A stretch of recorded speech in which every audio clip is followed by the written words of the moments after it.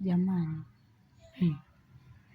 ushauri wangu kwetu sisi wanawake, sisi tunaochunguza simu za mabwana zetu, mke mwenzangu, mwanamke mwenzangu, hata usijisumbue, usiwe mwepesi wa kuchunguza simu ya bwanako. Achana nayo kabisa, usiwe na wasiwasi kwa roho yako kabisa. Kaa na utulie, chenye anakuletea kaa, kula, tulia mama, tulia, lipo laja.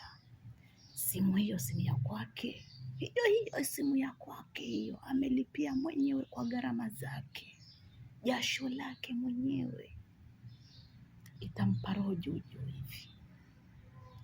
Mara ho kashapigiwa simu, anasema mamake Abeli yuko, atanisikia.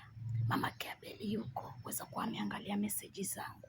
Mamake Abeli yuko, hatanipikia yule kwa sababu ana dukuduku la roho. Mwenzangu, kula, kunywa, akija hatu amekayo, wamwangalia tu. Mume wangu, mke wangu, hata wala usihuzunike. Wasiwasi ni wake yeye mwenyewe, kwa sababu huu wasiwasi alionao wakuwa anajisikia anafikiria kuwa umeshikele simu yake ama ataonge.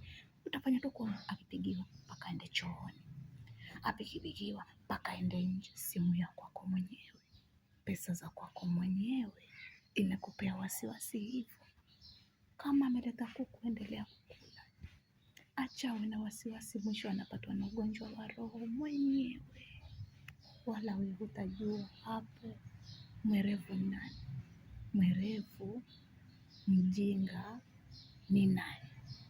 Ni yule anayetapatapa nyumbani kwake mwenyewe, mke wake mwenyewe. Kwa sababu ya nini? Mchepuko hakupeleki mahali, mchepuko hakupi chochote. Mtu anashiba na sahani lile lile la kwake. Pole yako mama,